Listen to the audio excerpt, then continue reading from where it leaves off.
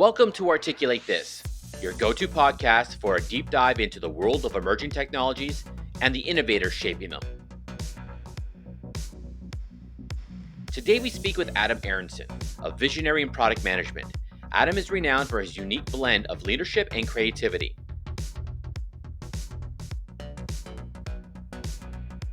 Adam stands out as a dynamic force driven by a deep commitment to nurturing talent and a keen eye for developing products that strike a chord with customers. In our exclusive conversation, we'll navigate the complexities of product management. Adam will share his insights on applying its principles across various industries, even those where such methodologies are yet to take root. Join us as we explore how Adam's approach to product management not only leads to successful outcomes, but also fosters a culture of innovation and growth. This is Articulate This, and our journey with Adam Aronson begins now.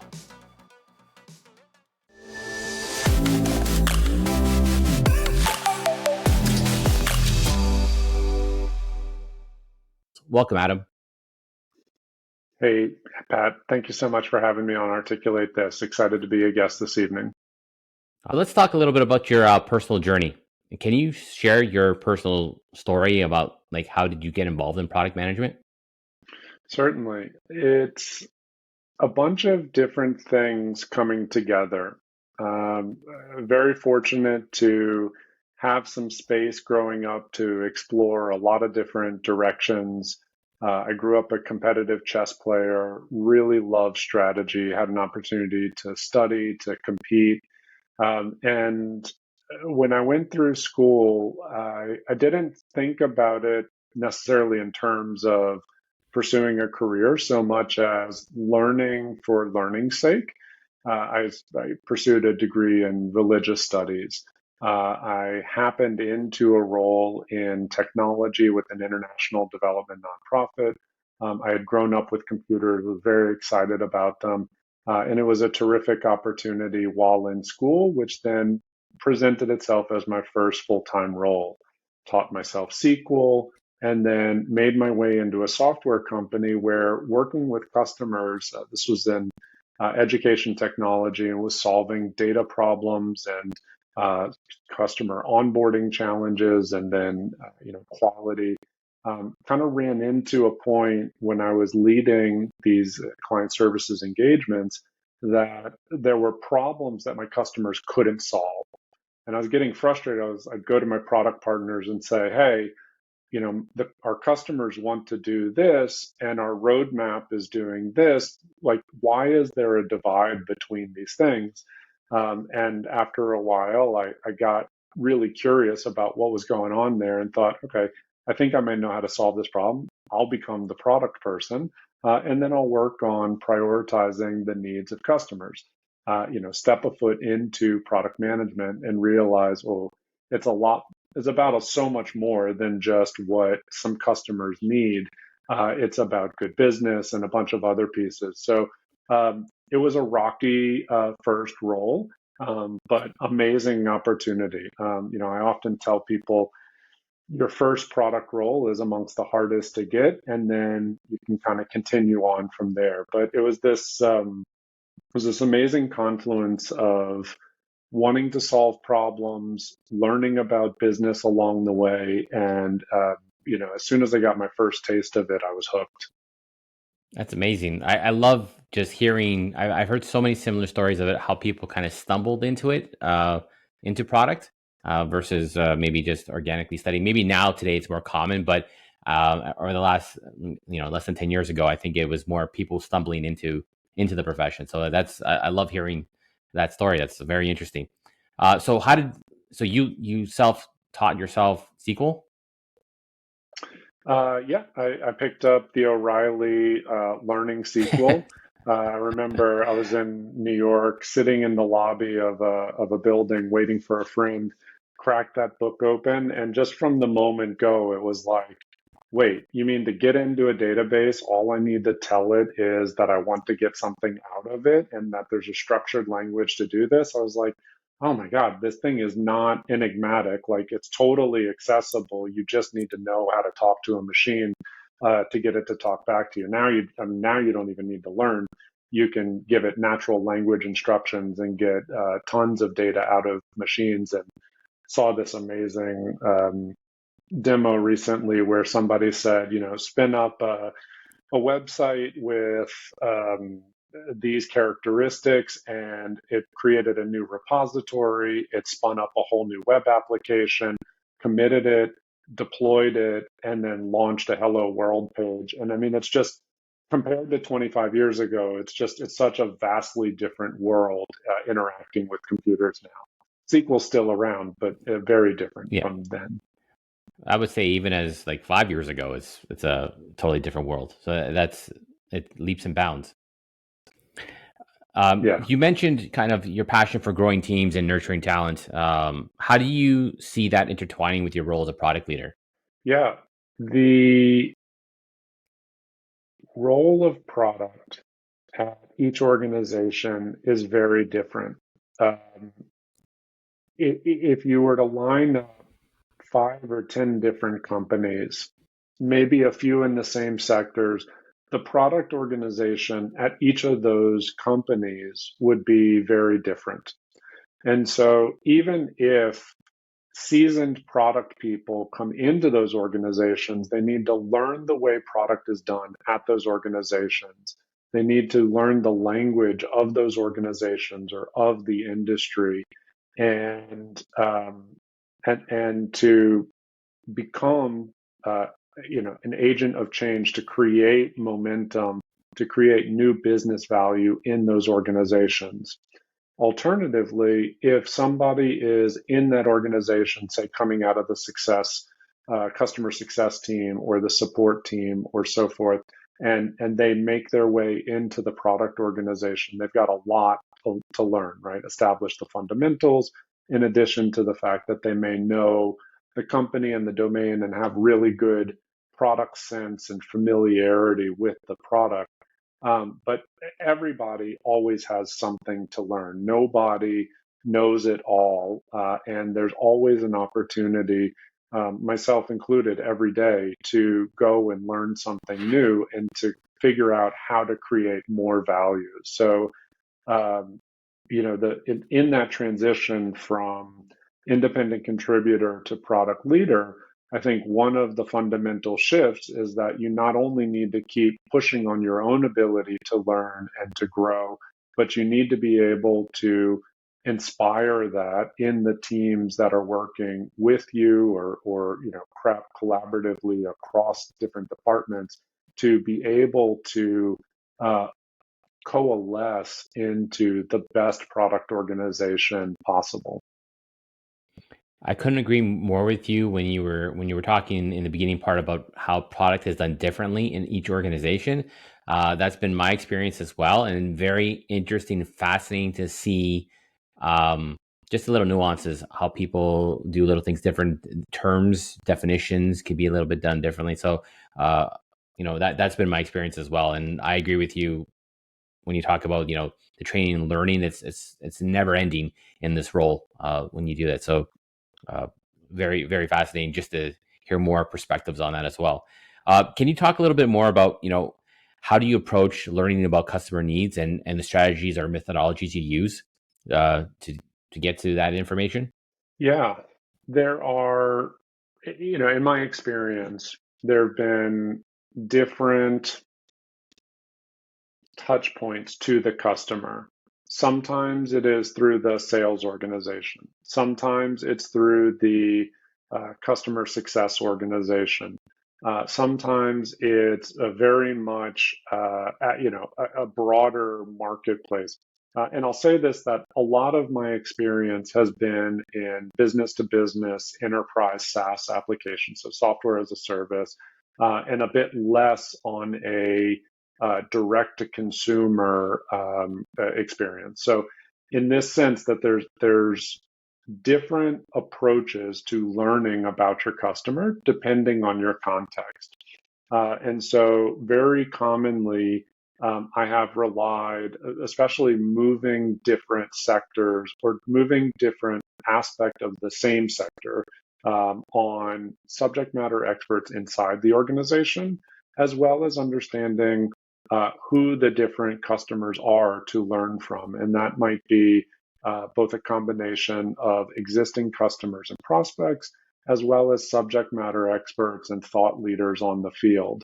And I will spend a tremendous amount of time kind of landscaping and trying to build a picture of where is the wisdom, who are the forward thinkers, who are the innovators, who are my early adopters possibly going to be.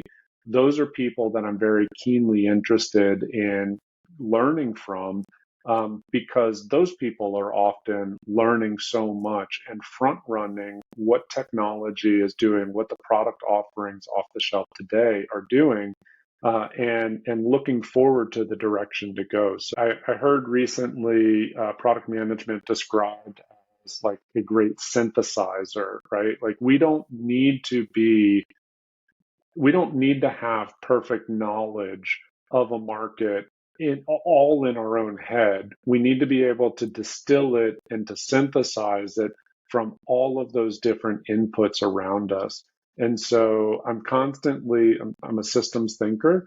I'm constantly thinking about the market similarly. Is like, where is it today? Where is it going? What is possible? What's the problem that we need to solve?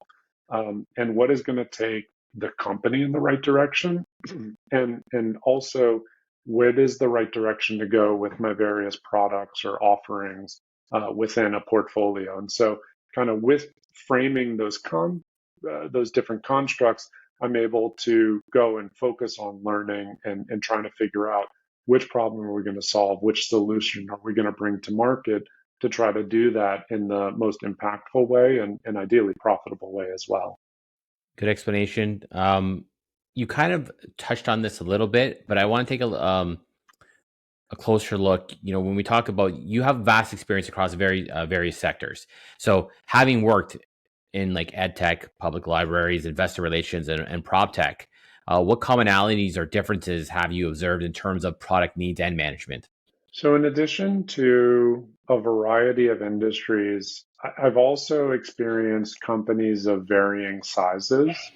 Um, and and so I've been in smaller startups where I am now is sub 50 people, and I've been at global multinationals greater than 44,000 people. But at the end of the day, a company is trying to bring a product to market that solves some problems, that gives, and commonly there's a technology aspect to it that is creating some sort of greater impact than otherwise would be available.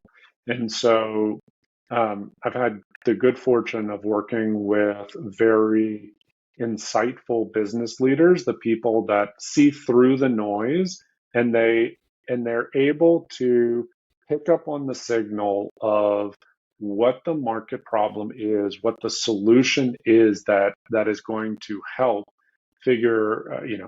create value not only for the consumer of the product or the service, the kind of holistic offering, but also in such a way that we're going to be able to um, service that need and continue growing on it as well. So I think getting really sound business fundamentals in place and understanding these dynamics of market frictions and technology for solution, the methods start to transcend industry. The offerings are very different. Sometimes it's more service oriented, sometimes it's more product oriented, sometimes it's a little bit more custom for the individual customers versus something that scales super nicely without having to have as much variability to it. And it's about finding the right tool for the right job, the right market circumstances, and being able to um, deliver an offering that's going to create a lot of impact and a lot of value pretty efficiently. Yeah, I was gonna ask you kind of, you know, modernization in products, being on the B2B enterprise side. Typically, larger organizations that have been around for many years are all going through digital transformation, moving to the cloud, adopting more of these later technologies. So I'm not sure how much you've been exposed to anything like that, and if so, like, have you seen any, what challenges have you faced? Yeah, it's a lot of fun working greenfield, right? Like if you go to a hackathon and you have an idea and not 25 years ago, but now, like that example that I gave before, you have a technology toolkit where within minutes to hours you can have a prototype of a solution up. Now, it'll be novel, it'll be a toy example, but in the not so distant future, you would be able to generally have a product that could go to market and you could get paying customers on that. A lot of companies do not have this same luxury because they have existing technology stacks, they have outdated libraries and components and cruft, and and it accumulates in very painful ways. So just as I go to a customer and I see that they're using a tab and a pencil to tally everything up, a ledger maybe, or they're using a spreadsheet, which is a bit, listen, graphite pencil is amazing technology. It got us away from chisels and wax tablets, and we got to like stepwise go through the progression. And those thousands of years old technology are still in place. They're inefficient but effective. And so you go to a spreadsheet, and then you go to automated data capture. You go to taking a picture of something and automatically getting to scan the text off of it, which then gets fed to a system which knows how to categorize that tag, that context, and keep layering up. You've got to modernize. You've got to bring the products into the present, or the weight of that legacy is really going to hold you back. And then it provides space in the market for upstarts, that hackathon project, to come zooming past you and steal your customers because they're working on the novel experiences that your patient customers have lost their patience waiting for. Um, and only takes so much to be really disruptive, and make an old, slow company kind of sit there and watch their customers drain away, painfully so. It's really hard to deal with that modernization problem, and to keep pace. Yeah, I also see the challenge. I'll add another layer of complexity, especially if you're publicly a listed company. You have very, your stocks are at the forefront of your decisions, and you have to hit your certain quotas quarterly. So, what might need to be done as a long term solution might get watered down to hit that quarter. And then you find over time you didn't move fast enough, and then your competitors just chip away at what you do. Like Walmart started their dynasty in the 70s, and they just worked at like percentage minor percentage points in operational efficiency that allow them to be more profitable, allow them to invest more. So it's those small steps you do today that you get benefit from the future, and it's you hope that you're around leadership that know how to get around that investment question, because I think that's the biggest challenge. Because I don't think anyone would dispute about the need to change. It's how those dollars are allocated and how long will it take to do it. There's a funny meme. It's Willy Wonka leaning on his elbow saying, "Oh, you don't have time to pay your tech debt down now. Let's talk again in the future." If organizations and long-standing organizations, great stability, lots of customers, don't pay down that technical debt, if they don't focus on modernizing, the wave eventually crashes over you. And with technology, especially the way that they tether together now, you have this component that has this dependency. And if the dependency gets outdated, the component is ineligible to be able to upgrade. and you might be vulnerable to security problems and various other circumstances. So um, product making is, I always like to say, product making is a team sport. And as much as we would like to always be thinking about the new product innovation, when we have existing customers, when we have existing technology stack, our technology partners need the time and space to maintain the approach that we're doing it, to be able to update the approach that they've been taking systematically and continuously modernizing, or else everything can fall apart. But with those modern pieces in place, the stuff that product groups and technology groups can do, and the speed at which they can do it, is astonishing and such a pleasure to watch as a technologist. So good segue, because I was going to start focusing more specifically on product methodology now, and we talked a little bit about product not necessarily defined consistently in different organizations. So how would you define product based on the various organizations you've been a part? Product needs to have a reason to be. Um, it could be in education technology to serve learners. That's one of the things that I identified so strongly with about education technology, the field of social entrepreneurship more generally. Um, it's a capitalistic endeavor. It needs to be profitable. It's not a nonprofit. It's not, it's okay to always operate at a loss. It needs to be a good business.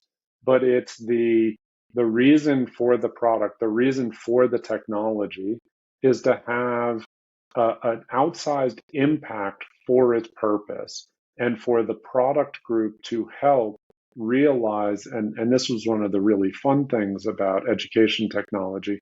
I got to work with learning scientists that knew the science of learning. I got to work with data scientists that understood algorithms and what created cause, what created effect.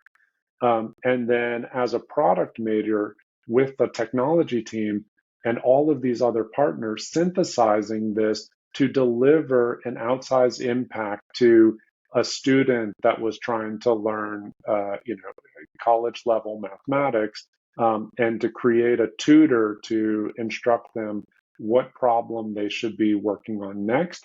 Or if we could detect that they didn't really understand the lesson through their practice results, to provide them another instruction, and whatever kind of video was necessary, video or text, that would help scaffold their understanding to then be able to perform, learn the material and then be able to continue advancing.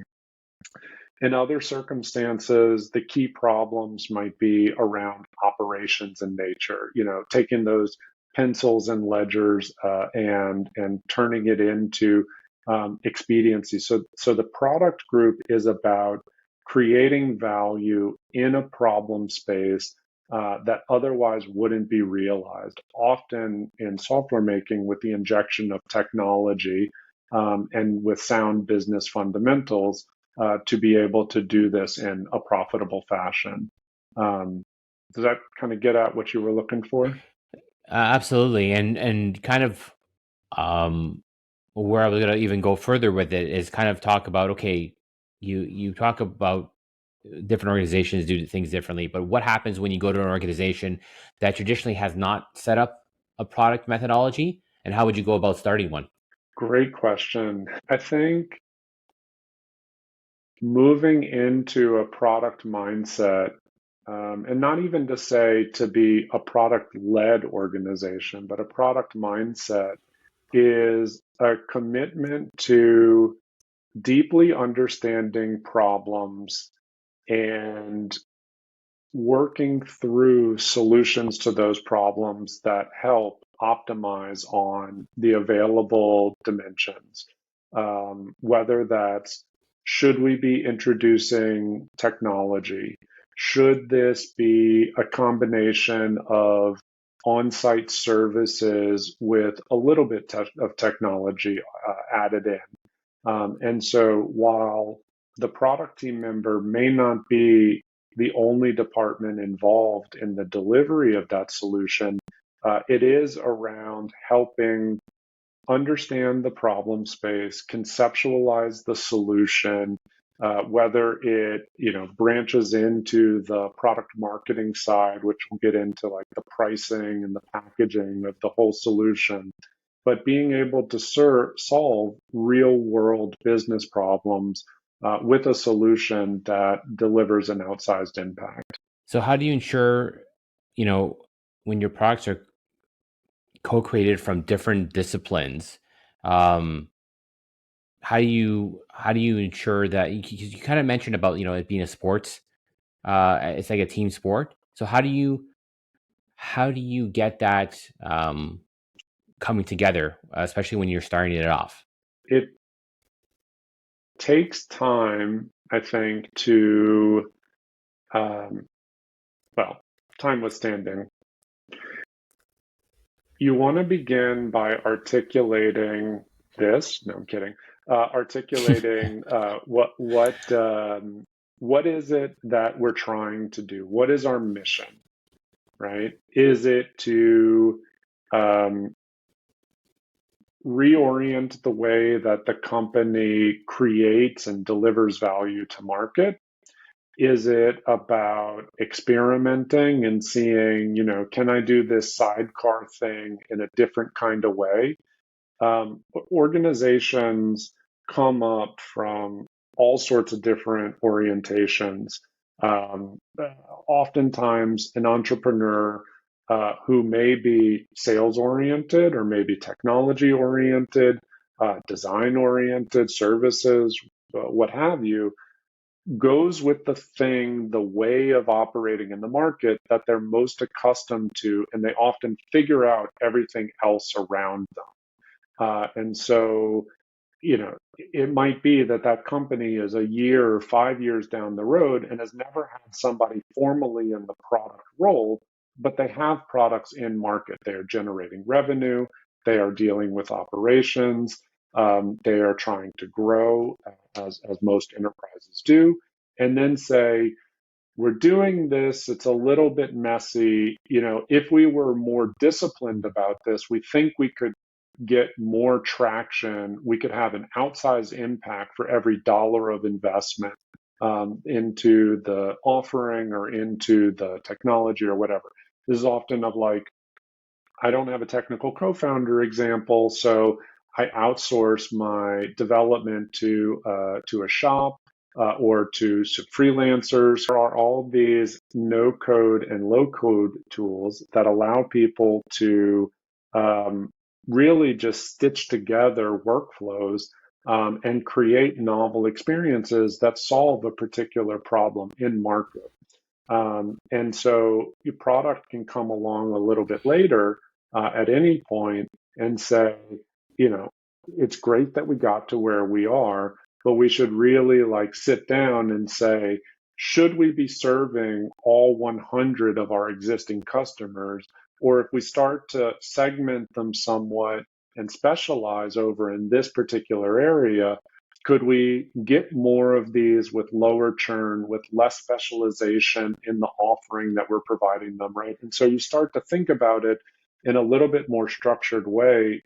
Product loves frameworks, right? So you kind of put together maybe what does our ideal customer look like? What are the pains that this customer has? And if we stop serving everybody, but choose our lane, choose our niche, we're able to go and start to create an outsized impact and start to get multiples of revenue for our dollars invested as compared to serving so many different customers, maybe a bit less adequately. Let's hone in a little bit more, focus more on mentorship and growth, because it really shows in your work.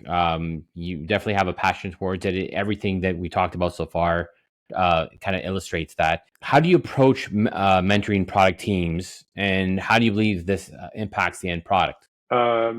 Similar to earlier parts of our conversation, companies are on a journey.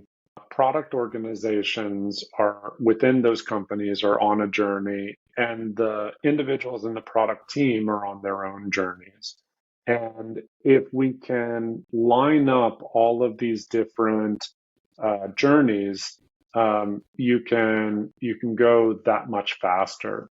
So if we see that what we're lacking in a product organization at a particular company is an understanding of analytics and being able to perform that segmentation or to decipher usage in a product that maybe has grown really wide for offering, and we start to hone in.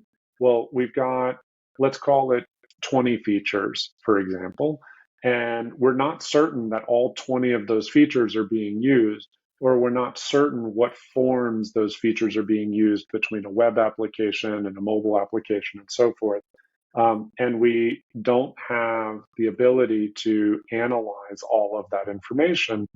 um, we may need to go and invest some energy upskilling the team members around analytics and starting to apply a systematic approach to thinking about what data do we need, what business problems are that are most important that we can't answer, that with a better handle on analytics, we would be able to address. And so starting with the business problem, I think is generally a good place to go, and then figuring out what would be the right kind of analytics to be able to pursue this. So, working with team members in the past, it would be, let's talk about product analytics. Let's talk about behavioral analytics. Let's understand the tools off the shelf that are available. Which are the free ones, which is generally a preferred choice. They have their trade-offs.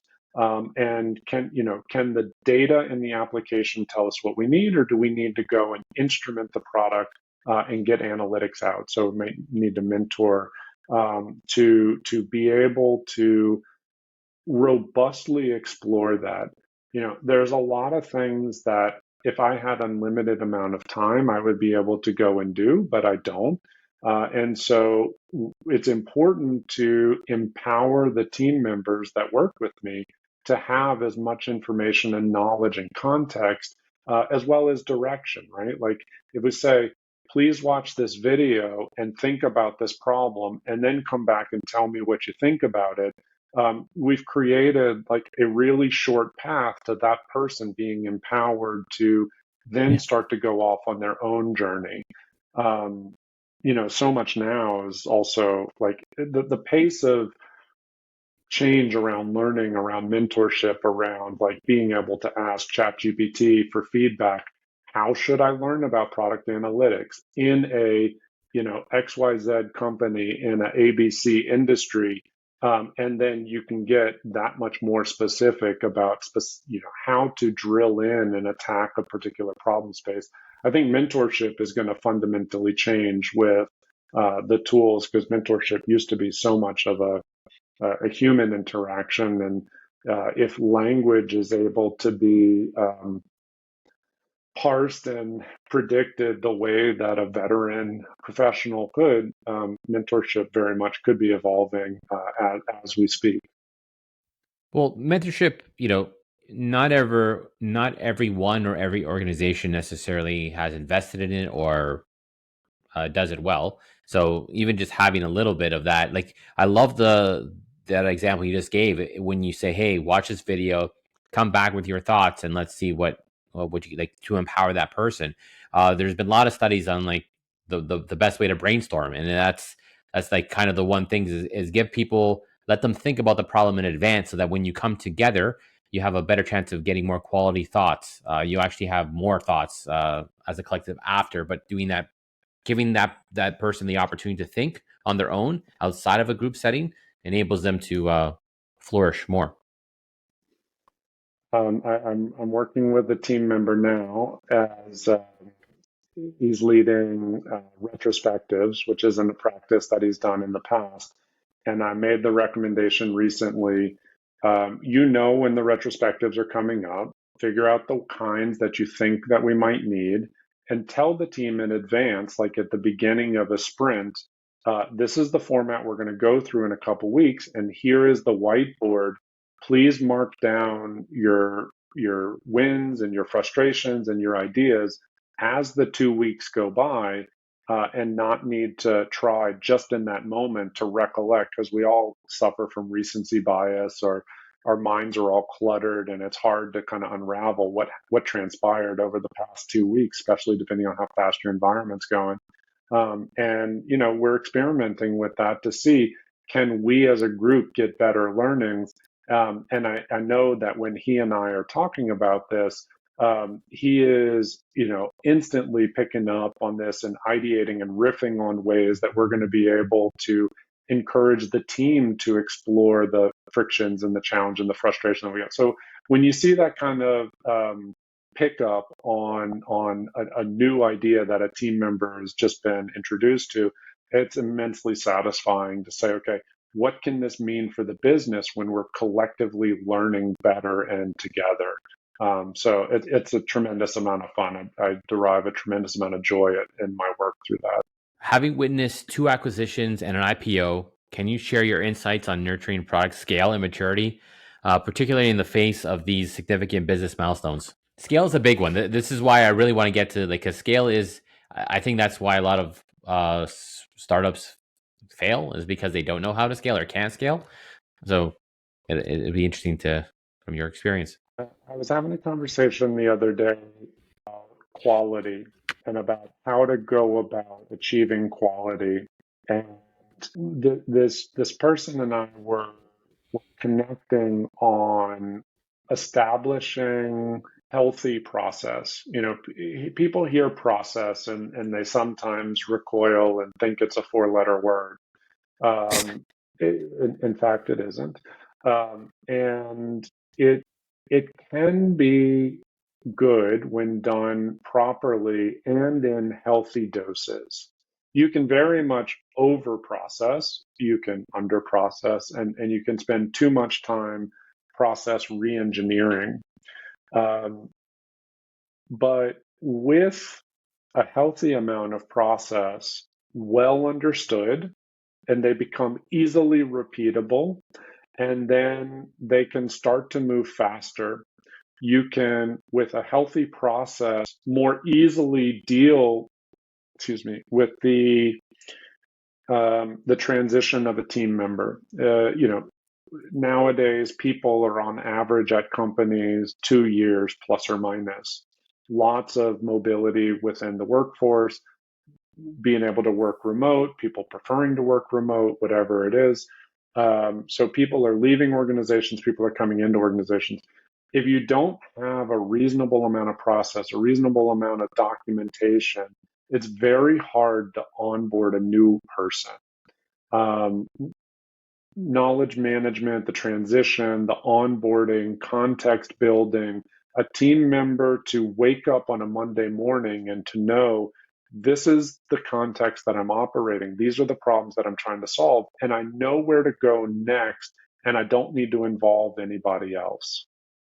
When you can get to that place and you can bring a new person in, or if you're growing as a business and you've ever been on a hiring spree and you bring 5 people or 20 more people into that context, for them to be able to become as contributive, as impactful as they can be as quickly as possible, you start to really feel the effects of scale, of being able to push more product, to be able to serve more customers, to be able to refactor that technical debt and re-architect. Um, you know, I often communicate through metaphors, and so often it's like, okay, we're flying the plane. We need a bigger plane, and we need to redesign the engine simultaneously. That is no small feat to be able to do all of these things concurrently. And if everybody knows where their place is, you can shut down the old engine, swap in the new engine, and expand the hull at the same time.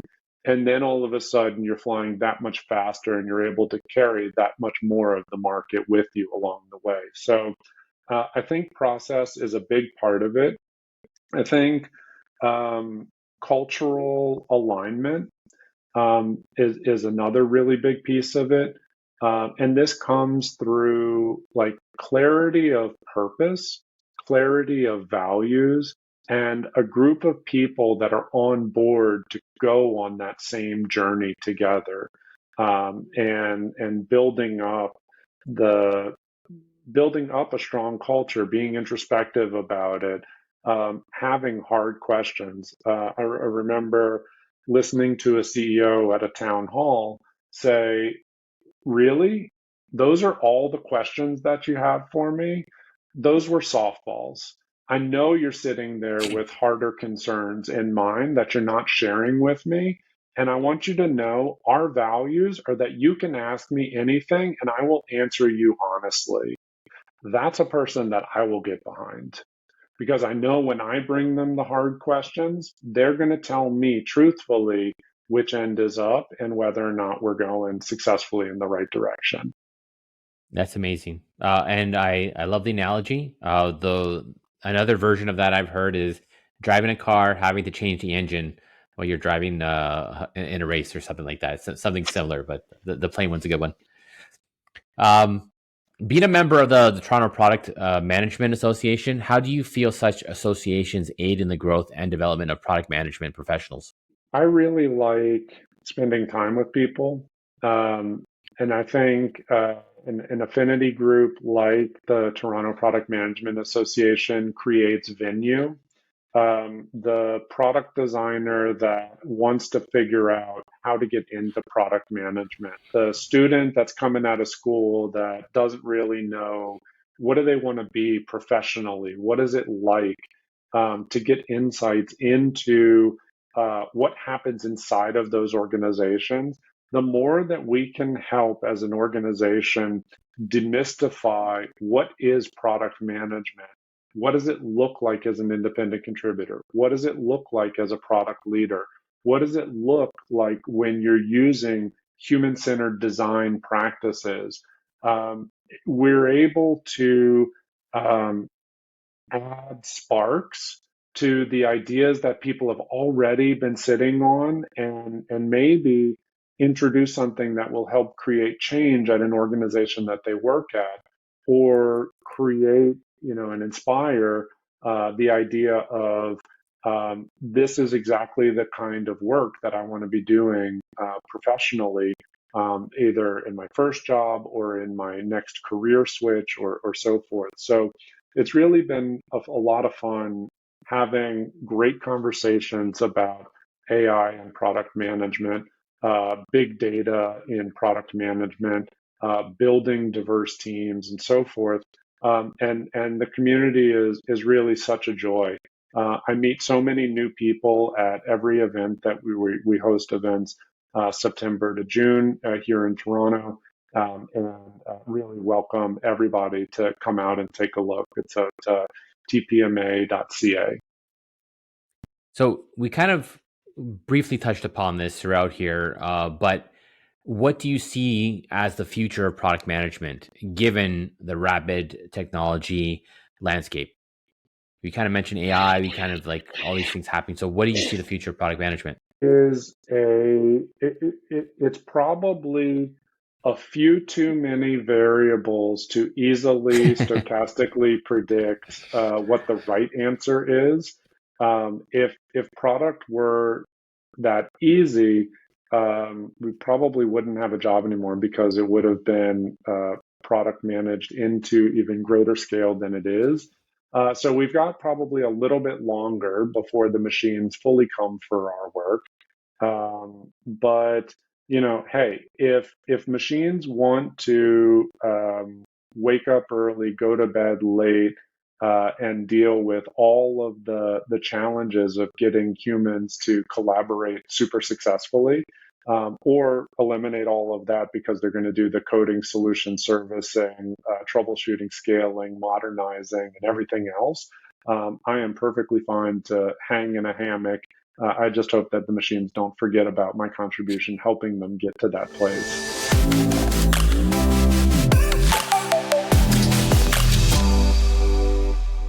let's have a little bit more fun in getting to know you. So, outside of work, what's one hobby or activity you're passionate about?